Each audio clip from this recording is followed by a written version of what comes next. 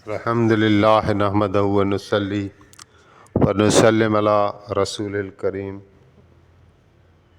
रब करीम जल जलालहू जी महिरबानी करम नवाज़ी आहे। सीरत पाक खे बयानु करण जो मौक़ो ॾिनो आहे अल्लाह ताला असांजी इस्तिताअत खे मज़ीद वधाए। अल्हम्दुलिल्लाह 10 क़िस्तूं रिकॉर्ड थी हुयूं सीरत पाक ते सिंधी में। इन खां अॻु में उर्दू में त अल्हम्दुलिल्लाह सॼी सीरत पाक मौजूदु आहे ऐं उनखे बि नज़र में रखी करे ही क़िस्तूं सिंधी में रिकॉर्ड कयूं थी वञनि।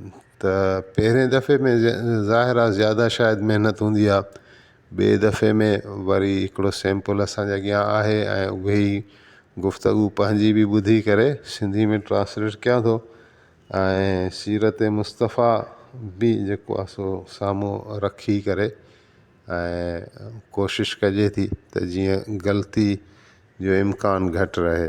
अल्लाह ताला असांखे इनखे मज़ीद बहितर खां बहितर प्रेज़ेंट करण जी ताक़त ॾिए, तौफ़ीक़ ॾिए, आमीन। लास्ट एपिसोड में कुझु वाक़ियात बयानु थिया।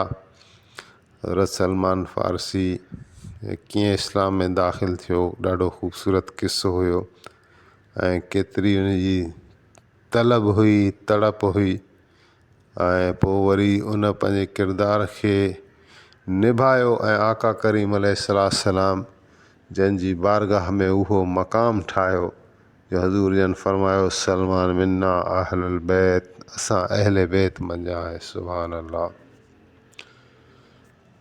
उनखां पोइ इहे वाक़ियात जेके आहिनि हिजरत जे पहिरें साल जा हुया। हाणे हिजरत जे ॿिए साल जा कुझु वाक़ियात अचनि था जंहिंमें सभ खां अॻु में त रोज़े जो फ़र्ज़ु थियणु आहे। मकी ज़िंदगी में जीअं असांजी तबलीग जमायत वारा चवंदा आहिनि त उहा ज़िंदगी जेका हुई उहा ईमान ऐं यकीन खे ठाहिण जी हुई। उन में आख़िर जा किस्सा हुया, जन्नत ऐं जहन्नुम जा किस्सा हुया ऐं अॻियुनि क़ौमुनि अॻियुनि नबियुनि जे मथां कीअं ज़ुल्म थिया ऐं हक़ जी कीअं मुखालफ़त कई वई ऐं उन्हनि कीअं सब्र कयो। त क़ुर पाक जेको बेशितर उन्हनि में नाज़िल थिए पियो त उन्हनि में उहे वाक़ियात हुया। अहकाम उन में अञा न हुया ऐं हता की निमाज़ बि खणी त हूअं त पहिरें ॾींहं खां हुई, पर निमाज़ जी फ़र्ज़ियत बि शब मेराज वारी राति थी आहे जॾहिं त नबी अलैहिस्सलाम जन जो जेको मेराज आहे उहो 10 सालनि खां पोइ थियो आहे नबूअ जे। बहरहाल मदीने में हिकिड़ो जीअं अर्ज़ु रखियो वियो त दौलत मुश्तरका ठही वई ऐं मस्जिदूं ठहियूं वयूं ऐं इस्लाम ऐं पैगम्बर इस्लाम अलैहिस्सलातु वस्सलाम जंहिंजी पज़ीराई ऐं असर हिकिड़ो ज़ाहिर ज़हूर नज़र अचणु लॻो।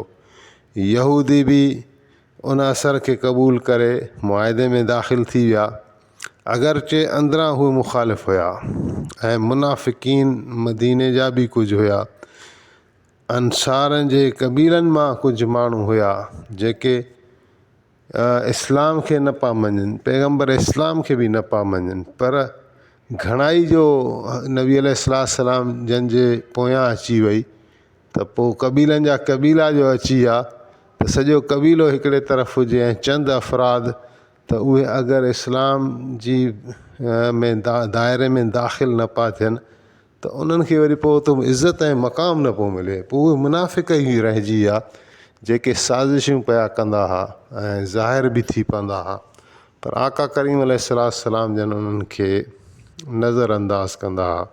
छो जो ज़ाहिर में उहो कलमो पढ़ी गॾु वेहनि था त पोइ उन्हनि खे छा कजे। पोइ हज़रत उमर रज़ी अल्लाह अन्हु ख़ासि तौरु काफ़ी दफ़ा अर्ज़ु रखियो अब्दुल्लाह इब्न अबी सलूल मुनाफ़िक़नि लाइ त हिननि जी गर्दन उॾाई वञे या रसूल अल्लाह। त आका करीम अलैहिस्सलाम मना फ़रमाईंदा। पोइ पाण हिकिड़ो दफ़ो फ़रमायूं त दुनिया वारा छा चवंदा त मुहम्मद पंहिंजे माण्हुनि खे क़तलु थो कराए। बहरहाल हे ॿिए हिजरी में हिकिड़ो त रोज़ो फ़र्ज़ु थियो, रोज़े जी फ़र्ज़ियत जी आयत आई। हिकिड़े त ईअं आहे न त या अय्युहल्लज़ीना आमनू कुतिब अलैकुम सियाम कमा कुतिब लदीना मिन क़ब्लिकुम लअल्लकुम तत्तकून, त तव्हांजे मथां रोज़ा रखा फ़र्ज़ु कया था वञनि जीअं तव्हां खां अॻी क़ौमुनि ते फ़र्ज़ु कया विया ताकी तव्हां तक़वा वारा थियो। वरी ॿिए हंधि आहे त फ़मन शहिद मिनकुम शहर फल यसुम हू, त जेको बि रमज़ान मुबारक खे ॾिसे थो याने सिहत ऐं आलम में ऐं ज़िंदा आहे ऐं रमज़ान मुबारक अची थो वञे त पोइ उनखे घुरिजे त उन में रोज़ो रखे। बहरहाल रमज़ान मुबारक जा फ़ज़ाइल ऐं रोज़े जा फ़ज़ाइल ऐं रोज़े रखण सां नबी अलैहिस्सलाम जन जी जेका रग़बत हुई उहा बि तमामु घणी हुई। पाण करीम रोज़ा रखंदा हुआ, के ईअं था चवनि त सूमर ऐं ख़मीस ते साईं जन रोज़ो रखंदा हुआ, के ईअं चवनि था त महीने में 3 रोज़ा रखंदा हुआ। शोबान रजब में बि साईं जन रोज़ा रखंदा हुआ ऐं रमज़ान मुबारक में त ज़ाहिर आहे रोज़ा फ़र्ज़ु कया विया। त उनखां पोइ वरी हिकिड़ो वाक़ियो अचे थो, मस्जिद ज़िल क़िबलतैन, हीअ जेके यहूदी हुआ अगरचे इन में हिकिड़े मुआदे में दाख़िल थी विया पर दिलि सां जेको आहे उहो न मञींदा हुआ ऐं मुखालफ़त रखंदा हुआ, नबी अलैहिस्सलाम जन सां मुखालफ़त रखंदा हुआ। त आका करीम अलैहिस्सलाम खे बि ज़ाहिर आहे इन शइ जो अंदाज़ो आहे त हीअ ॼाणी वाणी बि हीअ ॼाणनि बि अथा त मां रसूल थी आयो आहियां ऐं ईमान नथा आणनि पर मुआदे में हलनि था, त इन्हनि खां जेको आहे न बेफ़िक्री न हुई, हिकिड़े क़िस्म जो ज़ाहिर आहे अंदेशो त रहे थो त हिकिड़ा माण्हू जेके ॼाणी वाणी बि नथा अचनि, ईमान नथा आणनि, त यानी हिननि में असल में मुहबत खोट जो ई मुहबत जी खोट आहे ऐं अदब जी खोट आहे। हीअ जेको ज़ाहिरी हिननि असां सां अहदो पैमान कयो आहे इहो वक़्तु ऐं हालात खे ॾिसी कयो आहे। त इहे यहूदी वरी पोइ परपुठ ॻाल्हियूं कंदा हुआ, ॻाल्हियूं उन्हनि अहिड़े तरीक़े कयूं जेके हज़ूर जन ताईं बि पहुतियूं ऐं साईं जन खे रंज थियो। उन्हनि चयो त इहो जेको नबी साईं आहे उहो वरी असां यहूदियुनि जी त मुखालफ़त करे थो पर निमाज़ लाइ जेको क़िबलो इस्तेमालु करे थो बैतुल मुक़दस उहो त असां यहूदियुनि जो क़िबलो आहे। पोइ वरी क़िबलो बि असांजो ॾे मुंहुं करे निमाज़ पढ़े थो ऐं ग़लति बि असांखे चवे थो। पोइ साईं जन खे उन्हनि जी ॻाल्हियुनि जो रंज पहुतो ऐं आका करीम अलैहिस्सलाम जन जी तमन्ना थी, दिलि में ख़्वाहिश थी त जेकर असांजो क़िबलो काबतलाए थी वञे। बसि पोइ बनी सलमा जी मस्जिद में साईं जन निमाज़ पए पढ़ी, बरकातूं ज़ुहर जी पढ़ी चुका, बैतुल मुक़दस ॾे मुंहुं करे ऐं बरकातूं बाक़ी रहनि पियूं त जनाब जिबरील आयत खणी आयो क़ुर पाक जी कि क़द नरा तक़ल्लुब वजहिक फ़िस्समाए फ़लनुवल्लियन्नक क़िबलत तर्ज़ाहा फ़वल्लि वजहक शतरल मस्जिदिल हराम, सूरत बक़रा आयत नंबर 144। इन आयत में नबी अलैहिस्सलाम खे हुकुम ॾिनो वियो त तव्हां पंहिंजो चहिरो मुबारक निमाज़ में ई फेरायो ओॾां पंहिंजो बैतुल्ला खाना काबा जी तरफ़, जंहिं उन क़िबले जी तरफ़ जंहिंमें तव्हां राज़ी आहियो। सुभान अल्लाह, अल्लाह ताला हज़ूर सल्लल्लाहु अलैहि वसल्लम जी रज़ा खे ख़ातिर में लाहे करे ऐं फ़ैसिलो ॾिनो, हुकुम ॾिनो ऐं हुकुम में बि वाज़े अल्लाह ताला इहो फ़रमायो त जंहिं तूं राज़ी आहीं ओॾे पंहिंजो मुंहुं फेर।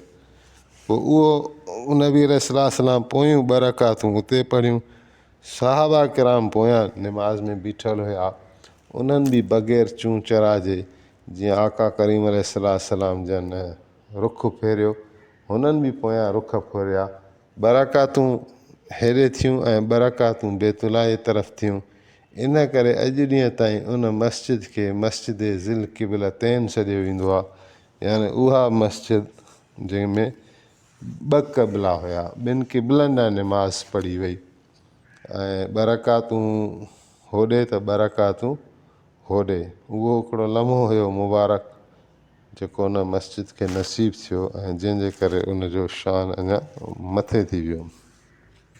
यहूदियुनि वरी बकवास शुरू कई त हाणे जेको आहे न इहो मुस्लमान वरी हेॾे निमाज़ था पढ़नि, पोइ जेके मुस्लमान भला अॻ में निमाज़ूं पढ़ियूं हुयूं बैतुल मुक़दस ॾे मुंहुं करे उहे त ज़ाया थी वियूं, या वरी हे ज़ाया थी वियूं, हे निमाज़ूं नथियूं थियनि या हो निमाज़ूं नथियूं थियनि।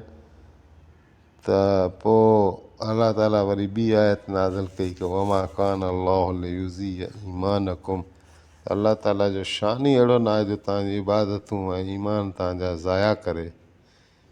पोइ बहरहाल अबू सईद ख़िदरी रवायतो करे त हज़ूर सल्लल्लाहु अलैहि वसल्लम जन पाण मस्जिद कुबा में तशरीफ़ फरमा थिया ऐं पंहिंजे हथनि मुबारक सां उन जी भितियुनि ऐं महराब खे क़िबले तरफ़ फेरायऊं। ज़ाहिर आहे जॾहिं इला हुकुम मिली वियो त पोइ वरी हर मस्जिद जो रुख़ जेको आहे उहो काबतुल्ला ॾांहुं करिणो पियो। अॼु ॾींहं ताईं मुस्लमान किथे बि हुजे त उनखे काबतुल्ला तरफ़ मुंहुं करे निमाज़ पढ़णी आहे, मस्जिद जो महराब काबतुल्ला तरफ़ रखिणो आहे। अच्छा, इन खां पोइ सीरत मुस्तफ़ा में वाक़ियो आंदो आहे हज़रत बीबी फ़ातिमा ऐं हज़रत अली करमल्लाहु वजल करीम जंहिंजी शादी खानाबादी जो ज़िक्र आहे। हिजरत जे ॿिए साल रजब जे महीने में हज़रत बीबी फ़ातिमा ऐं हज़रत अली जो अक़द निकाह थियो, शादी थी। तफ़सील हिन रीति आहे त जॾहिं बीबी ख़ातून अतहर सलामुल्लाह अलैहा नबी करीम सल्लल्लाहु अलैहि वसल्लम जंहिंजो जिगर जो टुकड़ो साईं जन जी अखियुनि जी ठंडक जनाब फ़ातिमत ज़हरा सलामुल्लाह अलैहा जंहिंजी उमिरि मुबारक थी वई त रवाज मुताबिक़ जेके अशराफ़ माण्हू हुया इज़त वारा ऐं उन्हनि नबी करीम सल्लल्लाहु अलैहि वसल्लम सां घुर कई हज़रत फ़ातिमा जे संग जी। उन में हज़रत अबू बकर बि आहिनि, हज़रत उमर बि आहे ऐं हज़रत साद बिन मुआज़ बि आहिनि ऐं ॿिया बि शामिल हुया। पर आका करीम अलैहिस्सलाम जन पंहिंजो जेको आहे कंहिंखे बि जवाबु न ॾिनो ऐं साईं जन फरमायो त मूंखे वही जो इंतज़ारु आहे। उन विच में हज़रत अबू बकर सिद्दीक़ जन खे ख़्यालु पियो त हज़रत अली छो कोन थो घुर करे।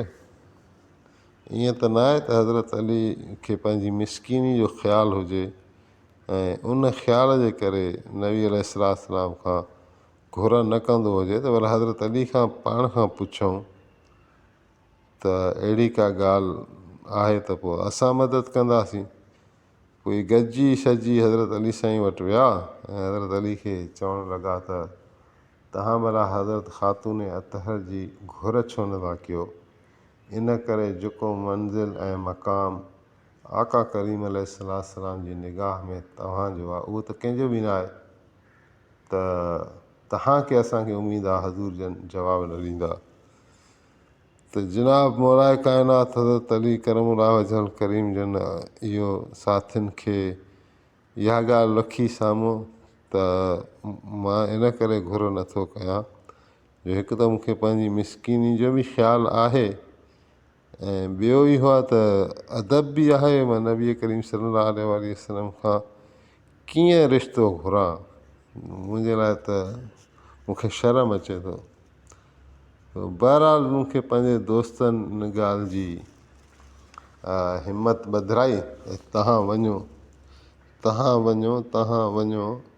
जो नबी करीम सल्लल्लाहु अलैहि वसल्लम तव्हांखे न मोटाईंदा। हज़रत अली साईं जन फरमाइनि था तव्हां हलियो वियुसि।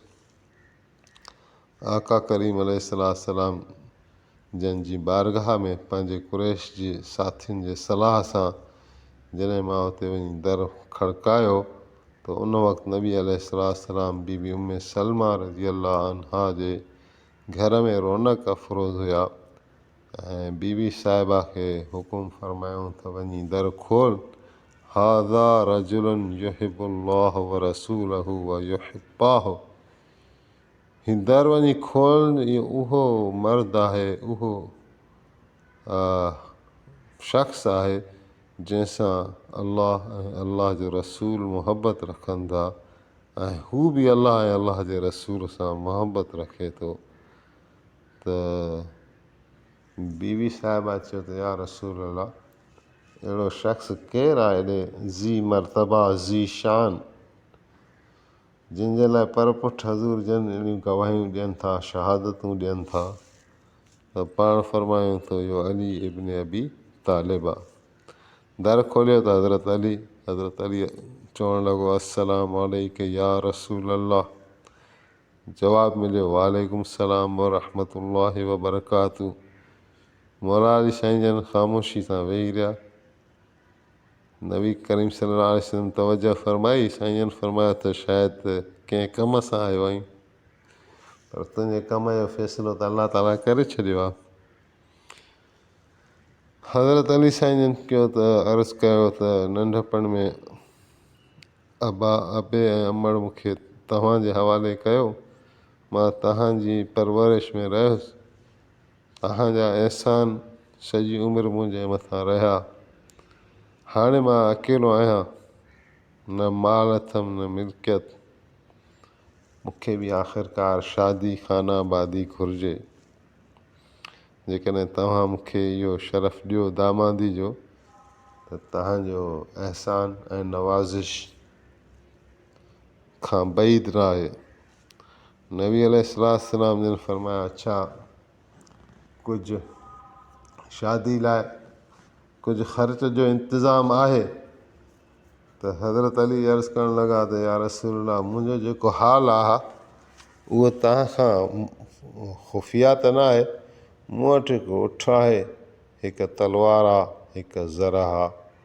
साईं जन फरमाया त उठ ऐं तलवार पाण वटि रख। ज़रा जी अलबत्ता फ़िलहालु ज़रूरत न आहे, ज़रा खपाए। उन मां जेके पैसा थियनि त उन मां शादी जो कुझु सामान या कुझु महर जेको ॾिबो आहे, हक़ महर, उन जो इंतिज़ाम कर। उहा ज़रा जेको आहे हज़रत उस्मान ख़रीद कई। हज़रत अली साईं जन जी शादी जी तइ थी वई। रसूलुल्लाह जन फरमायो त अल्लाह ताला इन जो निकाह आसमाननि में ख़ुदि पढ़ियो आहे। अल्लाह ऐं जिबरील अमीन उहो ख़ुतबो फ़रिश्तनि खे बैतुल मामूर में ॿुधायो आहे ऐं मूंखे हुकुम थियो आहे त मस्जिद नबवी में माण्हुनि खे जमा करे हीउ ख़ुतबो पढ़ियो वञा। हीअ शान ऐं रिफ़त ऐं बुलंदी मौलाए काइनात खे मिली, जनाबे फ़ातिमत ज़हरा सलामुल्लाह अलैहा खे मिली। उन जो को मिसाल न आहे। उहा ॻाल्हि आहे जेका ॿिए कंहिंसां न थी।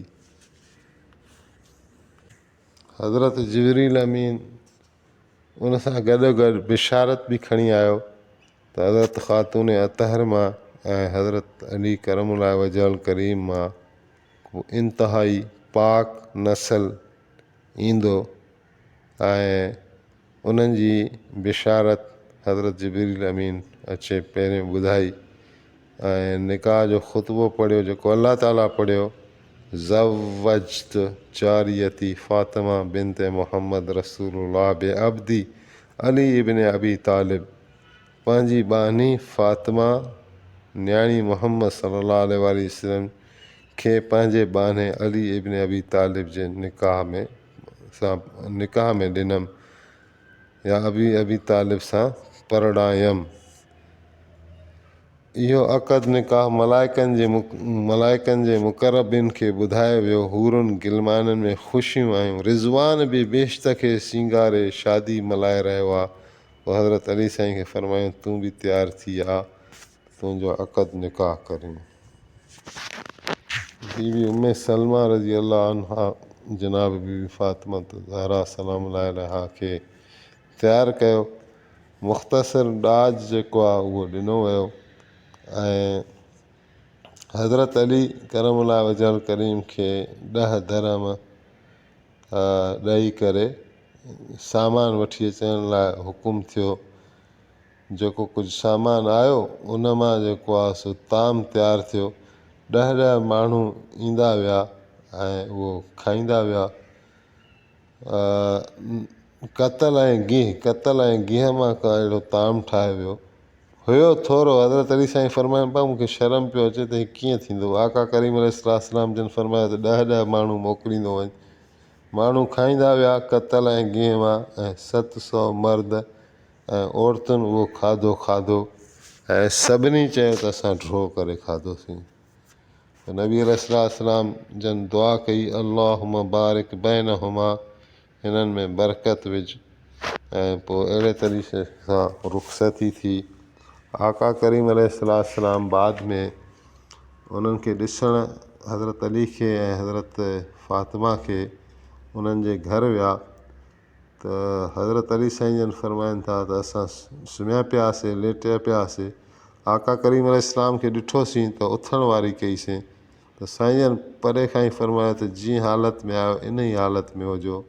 पोइ क़रीब आया, पोइ मुंहिंजो हथु पकड़ियऊं, जनाब फ़ातिमत ज़हरा जो हथु पकड़ियऊं, पंहिंजे सीने ते रखियऊं ऐं पोइ दुआऊं ॾिनऊं अल्लाहुम्मा अज़हब अनहुमा रिज्स व तहिरहुमा ततहीरा, त या अल्लाह हिननि खां नापाकी खे दूरि कर ऐं हिननि खे पाक रख। पोइ बीबी साहिबा खे फरमायूं त हज़रत अली जे लाइ फरमायूंसि त अना मदीनतुल इल्म व अलीयुन बाबुहा, हज़रत अली इस्लाम में सभ खां बहितर आहे ऐं इल्म ऐं हिल्म ऐं बुर्दबारी ऐं सब्र में हिन जो को बराबरी करण वारो न आहे। ऐं पाण साईं जन फरमायो त मुंहिंजी न्याणी जीअं तूं मुंहिंजो एतिराम ऐं इज़त रखी थी, अहिड़े तरीक़े पंहिंजे मुड़ुस जी इज़त ऐं एतिराम कजांइ। हज़रत अली साईं खे फरमायो फ़ातिमा बेज़ात मिनी, मुंहिंजे जिस्म जो टुकड़ो आहे, हिन जी कावड़ मुंहिंजी कावड़ आहे, हिन जी रज़ा मुंहिंजी रज़ा आहे, हिन खे नाराज़ न कजांइ। हज़रत अली साईं फरमाइनि था त सारी ज़िंदगी गुज़री वई, मां कॾहिं बीबी फ़ातिमा खे नाराज़ न कयो, न बीबी साइण मूंखे कॾहिं नाराज़ कयो।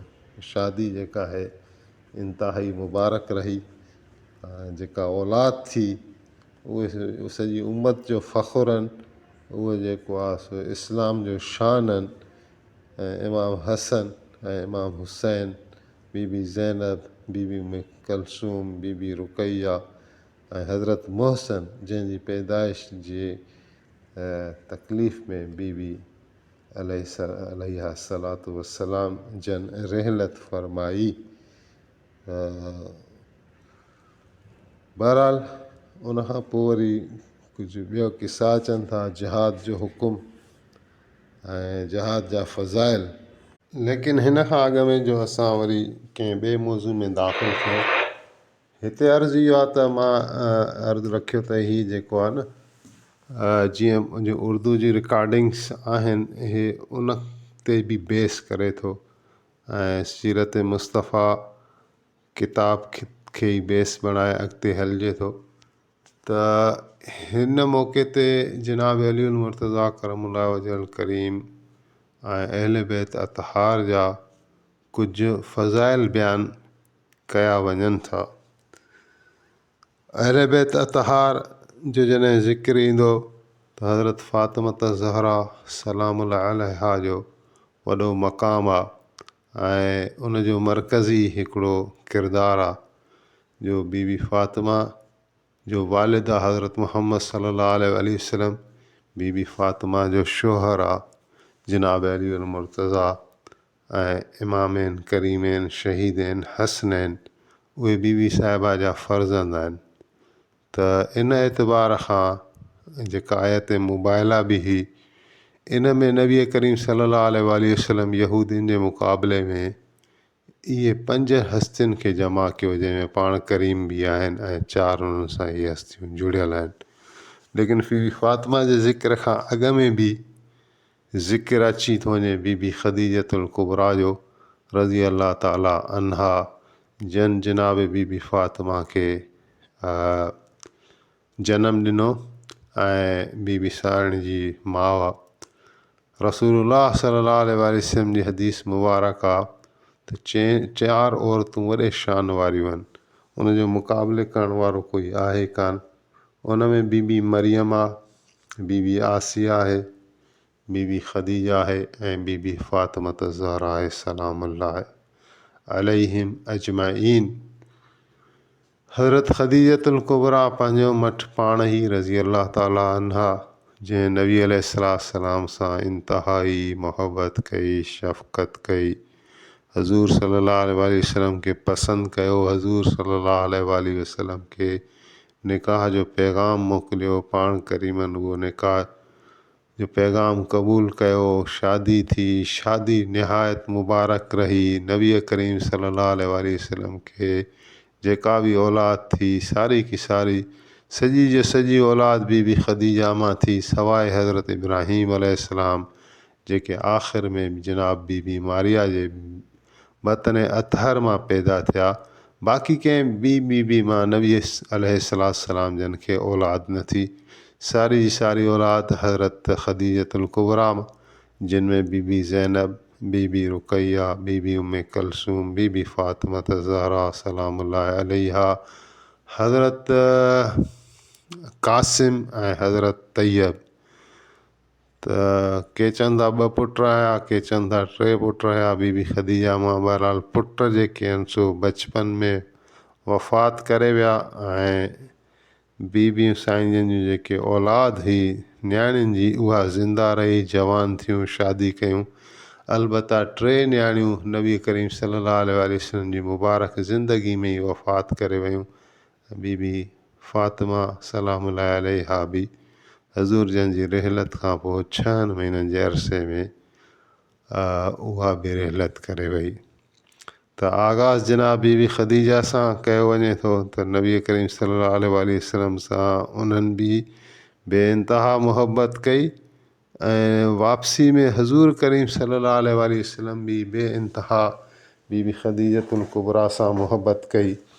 ऐं उनजो सबूत इहो आहे त पाण करीम अलैहिस्सलाम जन जेसिताईं बीबी ख़दीजा ज़िंदा हुई त शादी करण जो सोचो बि न, ऐं 25 साल मुसलसल बीबी साईं जी नबी अलैहिस्सलाम सां रफ़ाक़त रही, साथ रहियो। जॾहिं हज़ूर जन जी उमिरि मुबारक 25 साल हुई त साईं जन जी शादी थी। वरी मज़ीद 25 साल जॾहिं हज़ूर जन जी उमिरि 50 साल खे पहुती ऐं बीबी ख़दीजतुल कुबरा रज़ी अल्लाह अन्हा जी उमिरि 65 साल खे पहुती त बीबी साईं इंतिकाल फ़रमायो ऐं उनखां पोइ साईं जन ॿी शादी कयूं। बीबी अम्मा आयशा सिद्दीक़ा रज़ी अल्लाह अन्हा फ़रमाए थी त मूंखे जेको रश्क बीबी ख़दीजा सां थींदो हो उहो कंहिं बीबी सां न थींदो हो। त हज़ूर जन जी एतिरी मोहबत मां ॾिसंदी हुअमि, हालांकि उहो फ़रमाईंदी त मां बीबी ख़दीजतुल कुबरा खे मां ॾिठो बि न हो, पर जेका हज़ूर करीम सल्लल्लाहु अलैहि वसल्लम जन जी उन सां मोहबत हुई त मूंखे उन ते रश्क थींदो त काश हज़ूर जन मूंसां अहिड़ी मोहबत कनि। ऐं मां हिकिड़ो दफ़ो अर्ज़ु बि रखियो त या रसूल अल्लाह तव्हां ख़दीजा खे न विसरियो। इन वाक़े जो तफ़सील ईअं आहे त पाण करीम अलैहिस्सलाम जे मदीने वारी ज़िंदगी में बि बीबी ख़दीजतुल कुबरा खे ख़ासि यादि रखंदा हुआ। ऐं अहिड़ो को मौक़ो अची वञे जॾहिं साईं जन का क़ुर्बानी वग़ैरह कई, गोश्त तक़सीम करिणो हुजे त बीबी ख़दीजतुल कुबरा जी सहेलियुनि जो साईं पुछंदा त उन ॾे गोश्त वियो की न वियो। ऐं इन में इहा तरग़ीब बि आहे त जॾहिं को पंहिंजो अज़ीज़ क़रीब ख़ासि तौरु वालदेन मां को इंतिकाल करे त पोइ उनजे रिश्तेदारनि सां, उनजे दोस्तनि सां भलाई कई वेंदी आहे। उन निस्बत सां उहो तालुक़ु निभाइण जे लाइ त नबी अलैहिस्सलाम जन जी बि इहा सुन्नत मुबारक आहे त बीबी ख़दीजतुल कुबरा जी सहेलियुनि ॾे साईं जन ख़ासि तौरु गोश्त मोकिलींदा हुआ। ऐं हिकिड़े दफ़े जो किसो ईअं आहे त बीबी हाला जेका बीबी ख़दीजतुल कुबरा जी भेण हुई, हिकिड़ो दफ़ो हज़ूर सल्लल्लाहु अलैहि वसल्लम जन जे सां मिलणु घर आई पई त दरवाज़े ते पहुती त इज़न वठण लाइ आवाज़ु ॾिनो, इजाज़त वठण लाइ। पाण करीम बीबी आयशा सिद्दीक़ा रज़ी अल्लाह अन्हा सां वेठा हुया त उन आवाज़ु ॾिनो त हज़ूर सल्लल्लाहु अलैहि वसल्लम हिकु मरतबा ईअं महसूसु कयो त शायदि बीबी ख़दीजा जो आवाज़ु आहे। उनजो आवाज़ु टकराईंदड़ हुयो, चौंकिजी विया ऐं बीबी हाला खे इज़िन त ॾिनो, इजाज़त त ॾिनो। उन दौरान बीबी आयशा सम्झी वई ऐं पुछा बि करे वरितो त या रसूलल्लाह तव्हां अञा ताईं ख़दीजा खे न विसरिया, हालांकि अलाह ताला तव्हांखे बीबी ख़दीजतुल कुबरा खां अञा बहितर ज़ालूं ॾेई छॾियूं, घरवारियूं ॾेई छॾियूं। साईं फरमायो त न, ख़दीजा उहा ही जंहिं मूंखे उन वक़्तु मुंहिंजी हिमायत कई, यानी मुंहिंजी को हिमायत करण वारो न हुयो। उन वक़्तु मुंहिंजी तसदीक कई जॾहिं मुंहिंजो को तसदीक करण वारो न हो। उन वक़्तु मुंहिंजी मदद कई जॾहिं को मुंहिंजी मदद करण वारो न हुयो। त बहरहाल उन खां पोइ हज़रत अली करमुल्लाह वजल करीम जा फ़ज़ाइल बेशुमार ऐं नबी अलैहिस्सलाम सां रिश्तेदारी, कुर्बतूं ऐं तालुक़ अहिड़ो नसीब थियो ऐं शरफ़ जो कमाल आहे।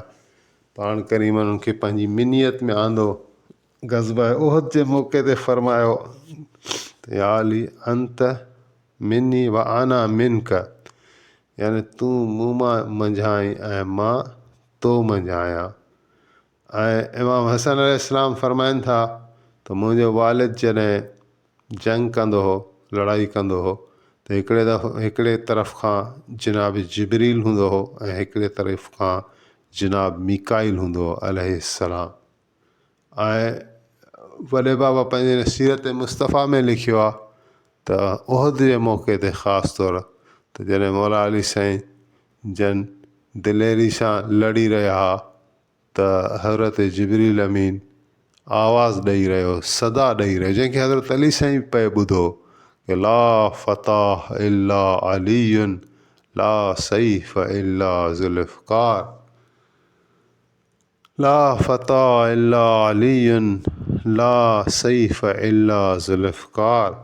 त अली जहिड़ो को बहादुर कोन्हे, अली जहिड़ो को मर्द कोन्हे ऐं ज़ुल्फ़कार जहिड़ी का तलवार कोन्हे। कोई मर्द आहे ई न सवाइ अली जे ऐं का तलवार आहे ई न सवाइ ज़ुल्फ़कार जे। त मौला अली साईं जन फ़रमाइनि था उहा आवाज़ ॿुधी मूंखे जोश चढ़े पियो ऐं काफ़रनि ते आउं हमला कया कया कया ऐं केतिरा ई काफ़र जहन्नुम में रसीद कंदो रहियुसि। अॻियां वाक़ियात पंहिंजी जॻह ते ईंदा त खंदक वारे जंग में जॾहिं आमिर बिन अब्दवद खे मौला अली साईं जन पंहिंजे वार सां ख़तमु कयो त नबी करीम सल्लल्लाहु अलैहि वसल्लम जी साईं जन खे एतिरी ख़ुशी थी जंहिंजी का हद न आहे।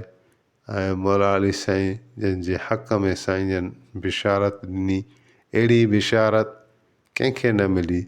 साईं जन फ़रमायो मुबाज़रत अली यौमल खंदक अफ़ज़ल मिन अमाल उम्मती इला यौमिल क़ियामत, कि अली जो हिकिड़ो वार, हिकिड़ी मुबाज़रत, हिकिड़ी ज़रब खंदक वारे ॾींहुं क़यामत ताईं मुंहिंजे उम्मत अचण वारी जे अमाल ते भारी आहे, उन्हनि खां अफ़ज़ल आहे। सारी उम्मत जा सारा अमाल हिक पले में रखिया वञनि, ज़रबत हैदर करार हिकिड़े पले में रखी वञे त उनखे पाण करीमनि अफ़ज़ल फ़रमायो।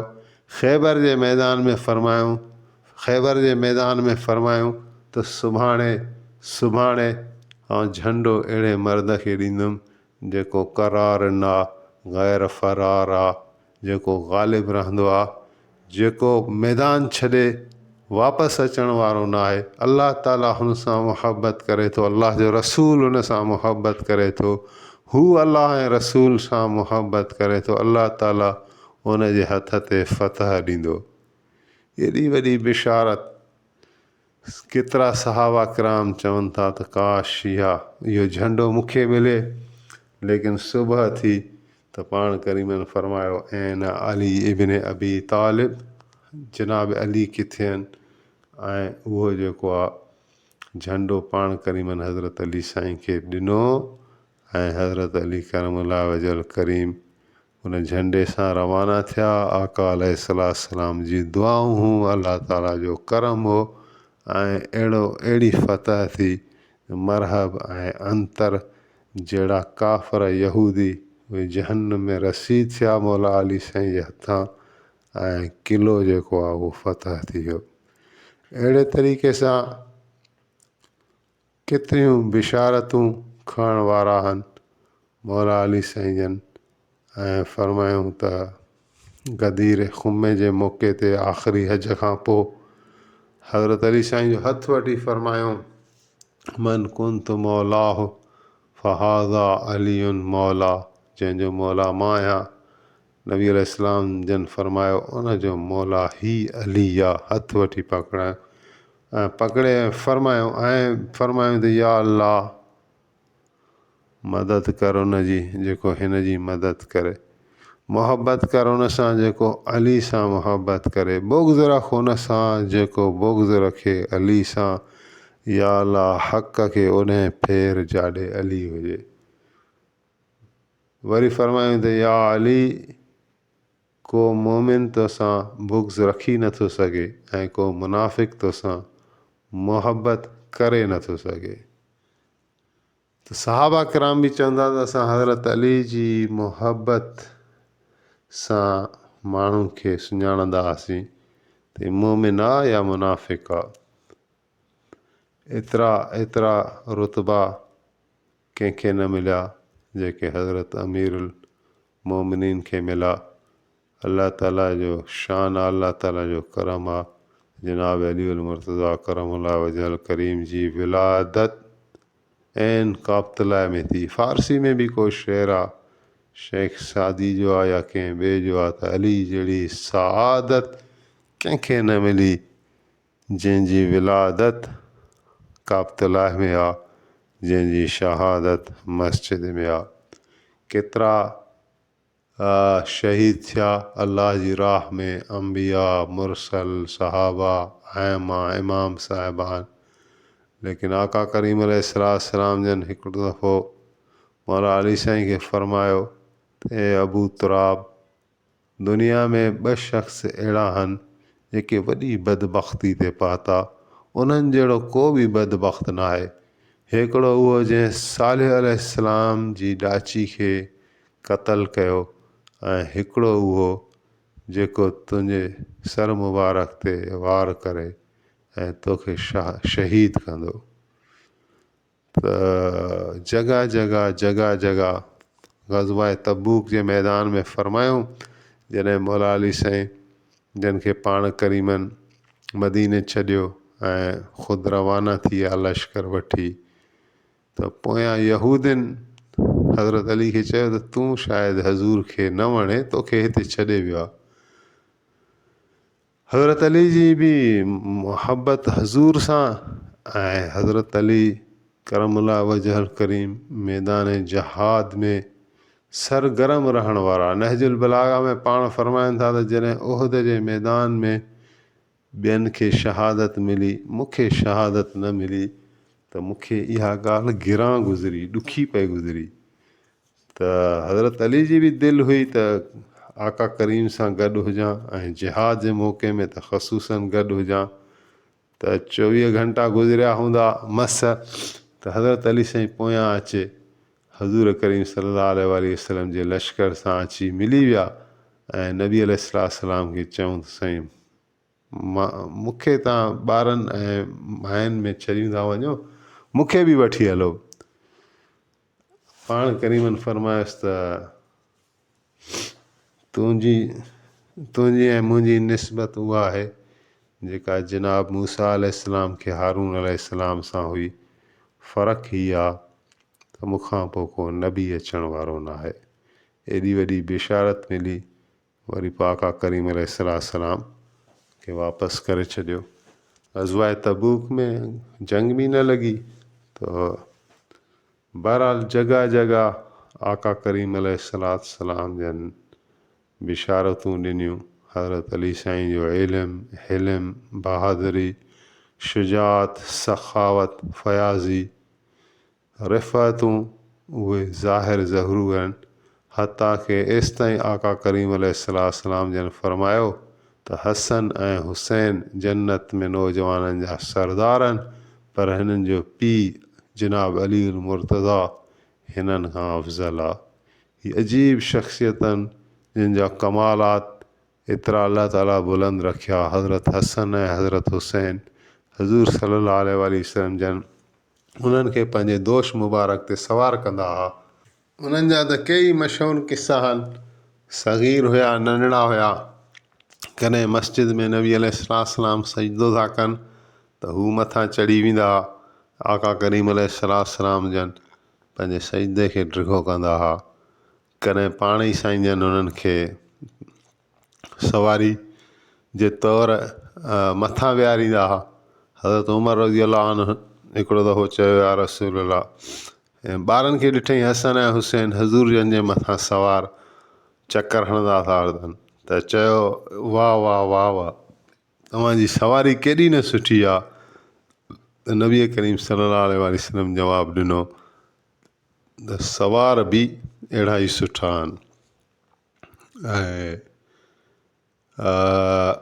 ग़ज़वाए फ़तह मक्का, जॾहिं मको फ़तह थियो ऐं आका करीम अलैहिस्सलाम जन मके मां बुत जेके पयल आहे उन्हनि खे निकाली ॾियनि पिया, पंहिंजी मुबारक असा सां उन्हनि खे भञंदा पिया वञनि।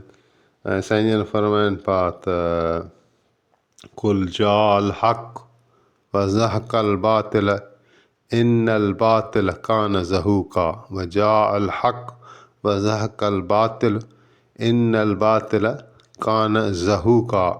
ईअं साईं जन फरमाईंदा पिया वञनि, क़ुर पाक जी आयत पढ़ंदा पिया वञनि ऐं बुतनि खे टोड़ींदा पिया वञनि। हबल हिकिड़ो वॾो बुत हुयो जेको मथे पयल हो, जंहिं ते उहा मुबारक असा न पई पहुचे। त जॾहिं साईं जन हबल खे ॾिठो, उनखां पोइ पाण करीमनि हज़रत अली साईं खे ॾिठो। हज़रत अली साईं अर्ज़ु कयो त या रसूल अल्लाह, तव्हां मुंहिंजे कुल्हनि ते सवार थियो ऐं हिन बुत खे किरायो। त आका अलैहिस्सलाम जन फरमायो त न, तूं मुंहिंजे कुल्हनि ते सवार थी ऐं हिन बुत खे ड्राए। त हज़रत अली साईं जन अर्ज़ु रखणु लॻा त या रसूल अल्लाह, इहो त अदब जे ख़िलाफ़ु आहे, मां कीअं तव्हांजे मुबारक कुल्हनि ते क़दम रखां। त जनाब रसूलुल्लाह सल्लल्लाहु अलैहि वसल्लम जन फरमायो, अल अम्रु फ़ोक़ल अदब, जॾहिं मां अमुर थो ॾियां त अदब जो वास्तो ख़तमु थी वियो। पोइ हज़रत अली साईं नबी करीम सल्लल्लाहु अलैहि वसल्लम जे दोष मुबारक ते चढ़िया ऐं उहे उतां जेको बुत हुयो हबल जो उनखे टोड़ियऊं, फिटी कयऊं ऐं गॾोगॾु ईअं चवनि पिया त हिन वक़्तु याने रसूलुल्लाह सल्लल्लाहु अलैहि वसल्लम जी निस्बत जे करे मां इहो महसूसु कयां थो त हीउ हथु जे करे मां किथे बि पहुचायां काइनात में त उहो हलियो वेंदो। त इहे सआदतूं सिर्फ़ु ऐं सिर्फ़ु हज़रत अली साईं खे मिलियूं ऐं ख़ासि तौरु ख़ातून अतहर सलामुल्लाह अलैहा नबी करीम सल्लल्लाहु अलैहि वसल्लम जन जी प्यारी न्याणी, जंहिंजो शान, जंहिंजो फज़ीलत ज़ाहिर आहे। हज़ूर जन एतिरी मुहबत ॾींदा हुआ जो अगरि बीबी फ़ातिमा साइणु अचे त आका करीम अलैहिस्सलाम पंहिंजी जॻह छॾींदा हुआ ऐं बीबी साइण खे इस्तक़बाल लाइ उथी बीहंदा हुआ, बोसो ॾींदा हुआ ऐं पंहिंजी जाइ ते विहारींदा हुआ। एतिरो अदब ऐं एहतराम कंदा हुआ। मां आयशा सिद्दीक़ा रज़ियल्लाहु अन्हा फरमाए थी त को बि शख़्स नबी करीम सल्लल्लाहु अलैहि वसल्लम सां एतिरी मुशाहबत न रखंदो जेतिरी बीबी फ़ातिमा रखंदी। याने उथण में, वेहण में, गुफ़्तार में, किरदार में उहा मुहम्मद अलैहिस्सलाम जी तस्वीर ई हज़रत फ़ातिमा। साईं जन फरमायो, मुंहिंजे जिगर जो टुकड़ो आहे फ़ातिमा। साईं जन फरमायो, अलाह राज़ी थींदो आहे जॾहिं फ़ातिमा राज़ी थींदी आहे ऐं अलाह गज़बनाक थींदो आहे जॾहिं फ़ातिमा गज़बनाक थींदी आहे। उहो बीबी साइण जो शान आहे। क़यामत में जेका पुलसरात आहे हर एक खे गुज़रणो पवंदो, लेकिन अहादीस में अचे थो जॾहिं बीबी साइण उते क़दम रखंदी त निदा ईंदी त ए अहले महशर, निगाहुनि खे हेठि कयो जो फ़ातिमा बिन्त मुहम्मद सल्लल्लाहु ताला अलैहि वसल्लम पुलसरात ते अचण वारियूं आहिनि। त उनजो उहो शान आहे जो नबियुनि खे बि हुकुम थिए त निगाहूं हेठि कयो। जनाब फ़ातिमत ज़हरा अची रहियूं सलाम अलैहा। इमामैन करीमैन शहीदैन हसनैन हज़ूर सल्लल्लाहु अलैहि वसल्लम जी अखियुनि जी ठंडक राहत बेइंतहा साईं जन मुहबत कई। केतिरा किसा मशहूर आहिनि इमाम हसन अलैहिस्सलाम सां, इमाम हुसैन अलैहिस्सलाम सां बेइंतहा मुहबत कई। जन्नतनि जी सरदारी ॾिनी। मौलाना साहिबु चवंदा ही उहे न आहिनि जिन खे जन्नत जी बिशारत मिली, ही उहे आहिनि जिन खे ॼमण सां जन्नत जी सरदारी मिली। सुभान अल्लाह। हज़रत उसामा बिन ज़ैद नबी करीम सल्लल्लाहु अलैहि वसल्लम जो प्यारो सहाबी आहे। ज़ैद बिन हारिस जो पुटु हुयो। ज़ैद खे साईं जन पुटु करे सॾियो हो, पालियो हो। ऐं उनजो पुटु ऐं हिकिड़े तरफ़ वरी हुनजो पुटु हुयो जनाब बीबी छा नालो हो बीबी उम्मे ऐमन रज़ी अल्लाह अन्हा। उम्मे ऐमन उहा औरत आहे जॾहिं हज़ूर सल्लल्लाहु अलैहि वसल्लम जन जी वालदा वफ़ात कई त साईं जन जी उमिरि 6 साल हुई ऐं उम्मे ऐमन पाण करीमनि सां गॾु हुई। साईं जन जो इस्तक़बाल कंदा हुआ, एहतराम कंदा हुआ, उन निस्बतुनि खे उन वक़्त खे यादि कंदा हुआ। साईं जन फरमाईंदा उम्मी बाद उम्मी, हीअ मुंहिंजी माउ आहे मुंहिंजी माउ खां पोइ। त हज़रत उसामा हिकु तरफ़ उनजो बि पुटु हो त साईं जन खे प्यारो साहिबी हो। उहे हज़रत उसामा जन फरमाइनि था त हिकिड़ो दफ़ो मां हज़ूर सल्लल्लाहु अलैहि वसल्लम ॾे कंहिं कम सां वियुमि ऐं साईं जन आया, मुंहिंजे सॾ ते आया त चादर में कुझु वज़न खईं वेठा, चादर बि खोड़ियली। मां अर्ज़ु रखियो या रसूल अल्लाह तव्हांखे कुझु चादर में आहे को वज़न खईं वेठा हो। त साईं जन चादर हटाई। हिकिड़े तरफ़ इमाम हसन अलैहिस्सलाम हुया, हिकिड़े तरफ़ इमाम हुसैन अलैहिस्सलाम हुया। चयो या रसूल अल्लाह तव्हां हिननि सां एतिरी मुहबत कयो था? साईं जन फरमाया हा या अल्लाह मुहबत कर उन्हनि सां जेको हसन ऐं हुसैन सां मुहबत करे ऐं बुग़्ज़ रख उन्हनि सां जेको हिननि सां बुग़्ज़ रखे। ऐं मां साईं जन फरमाया मां हिननि सां मुहबत कंदो आहियां या अल्लाह तूं बि हिननि सां मुहबत कर ऐं जेको हिननि सां मुहबत करे तूं उन्हनि सां बि मुहबत कर। अर्श इलाही जो जेको सायो आहे क़यामत वारे ॾींहुं उहो चंद ख़ुशनसीब माण्हुनि खे नसीबु थींदो, ॿियनि खां हिसाबु थींदो ऐं उहे अलाह ताला जे अर्श रहमान जे साए में तसली सां इत्मिनान सां उहे माण्हू वेठा हूंदा। उन्हनि में उहे माण्हू शामिल आहिनि जेके जनाब अली मुर्तज़ा करमुल्लाह वजहल करीम सां मुहबत कंदा हूंदा। उहे उन्हनि खे अलाह ताला पंहिंजे अर्श जे साए में रखंदो। हिकिड़ी हदीस में आहे त जॾहिं जन्नत में फिरदौस में हिकु दफ़ो अहिड़ी चमक अची वेंदी, अहिड़ी चमक उथंदी जंहिंखे ॾिसी जन्नती रिज़वान खां सवाल कंदा त असां त ॿुधोसीं त जन्नत में सिज न हूंदो आहे, सूरज न हूंदो आहे, अॼु ही सिज किथां अची वियो? त हज़रत रिज़वान अर्ज़ु कंदो त सूरज त न आहे, सिज त न आहे जन्नत फिरदौस में, पर जनाब अमीर अल मोमिनीन हज़रत अली करमुल्लाह वजहल करीम जनाब फ़ातिमत ज़हरा फिरदौस जन्नत में गुफ़्तगू में दौरान कंहिं ॻाल्हि ते मुस्कुराया आहिनि ऐं उन्हनि जे मुबारक ॾंदनि मां चमक निकिती आहे जंहिं पूरे आलम खे रोशन करे छॾियो आहे।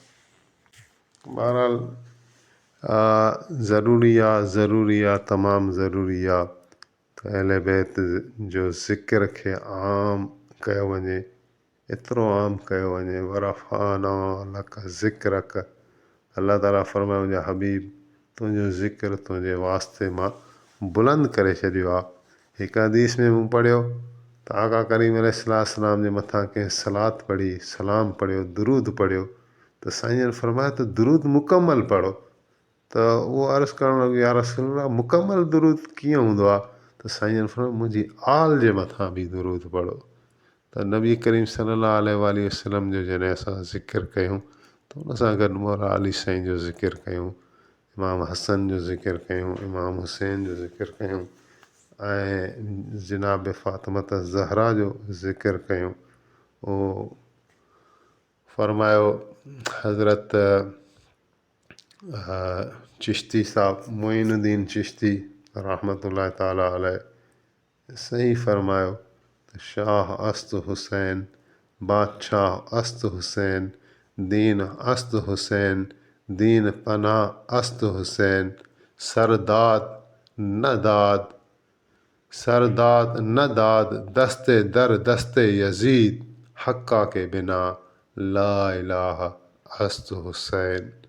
हिकु तरफ़ उन्हनि जो शान इम्तियाज़ी रसूलुल्लाह जन ॿुधायो, उनखां पोइ उन्हनि जो जेको अमल ऐं जेको किरदारु ऐं जेको क़ुर्बानी आहे, उन जेको निज़ारो आहे उहो बि आलीशान आहे त कहिड़नि कहिड़नि मरहाइल मां अहले बैत खे गुज़रिणो पियो। ऐं अफ़सोस जो मक़ाम आहे त हिन उम्मत जे हथां ई शहादत थी मौला अली साईं जी, इमाम हसन अलैहिस्सलाम जी ऐं इमाम हुसैन अलैहिस्सलाम जी क़ुर्बानी बिल्कुलु ई अलॻि थलॻ आहे, बिल्कुलु ई जुदागाना है ऐं अज़ीम शान क़ुर्बानी आहे। लिहाज़ा उन्हनि जे शफ़ाअत खां बग़ैर असांजो चारो न आहे, निजात जो को सबबु न आहे। दुआ आहे अलाह ताला असांखे अहले बैत अतहार जी मुहबत ॾे ऐं उन्हनि जी शफ़ाअत नसीब करे असांजी नसलुनि में अलाह ताला जे रसूल जी मुहबत अज़मत हुजे, रसूलुल्लाह जे घर वारनि जी मुहबत ऐं अज़मत दिलनि में हुजे, उन्हनि जे नक्शे क़दम ते हलण जी अलाह ताला तौफ़ीक़ अता फ़रमाए। क़यामत वारे ॾींहुं हज़रत मुहम्मद अलैहिस्सलातु वस्सलाम, हज़रत अली मुर्तज़ा करमुल्लाह वजहल करीम, हज़रत फ़ातिमा त ज़हरा सलामुल्लाह अलैहा, इमामैन करीमैन शहीदैन हसनैन असांखे पंहिंजो कनि त असांजा बेड़ा पारनि। इन दुआ सां ई जेको आहे सो आख़िर दावाना अनिल हम्दुलिल्लाहि रब्बिल आलमीन।